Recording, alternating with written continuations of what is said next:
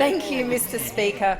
My question is to the Minister for Small Business and Assistant Treasurer. The President of the Gosford, Erina and Coastal Chamber of Commerce, Ali Vidler, has contacted me about the various compliance, legal, finance and insurance issues that small businesses face. Ali writes that things are never easy for a business owner, and she used the example of a lack of consistency between state and federal laws. What support is the government providing to help small businesses thrive, innovate and grow? The Minister for Small Business and Assistant Treasurer. I'd very much like to thank the member for Robertson for her question on behalf of the President of the Chamber of Commerce. The member for Robertson, of course, is well known in this place for being an incredibly strong advocate for small business. In fact, she has some 10,000 small businesses in her electorate, and we discuss matters around small business from time to time. And I can assure not only the member for Robertson but the President of the Chamber of Commerce that we are incredibly focused on creating the right environment for small business to thrive.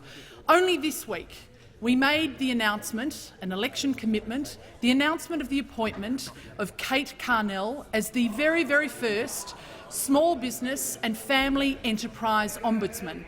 Kate Carnell is a former small businesswoman herself, and she will have significant resources and an office to ensure that she can be a concierge for dispute resolution in small business. She can be an advocate for small business, and she can ensure that the regulations and Commonwealth laws are designed to enhance small business. And speaking of those laws, there is no bigger frustration for small business than red tape and regulation that gets in the way of them conducting their small business. We as a government have got rid of more than $4.5 billion worth of unnecessary red tape and regulation. And again, only just this week, we introduced into the parliament legislation that will make it easier for those small businesses that want to change their structure to be able to do that without triggering a tax liability. This will allow those small businesses to do, as the member for Robertson has suggested, what we want them to do, which is to be able to innovate, to be flexible and to be nimble. We want small business to continue to be the powerhouse in the Australian economy.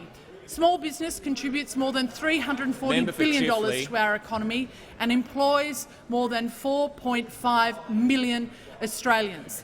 That is why we are making sure we are doing our bit by cutting tax for small business, a 1.5 company cut, and that is a company tax cut, and that is critical for small business. But we know that 70% of those small businesses are in fact unincorporated entities, and we have for them a 5% discount on the tax that they are paying. This means that they have more money in their pocket to invest in their small business, and when they invest in their small business, they grow their small business, and when they grow their small business, they create jobs, and in creating jobs, we create a stronger economy.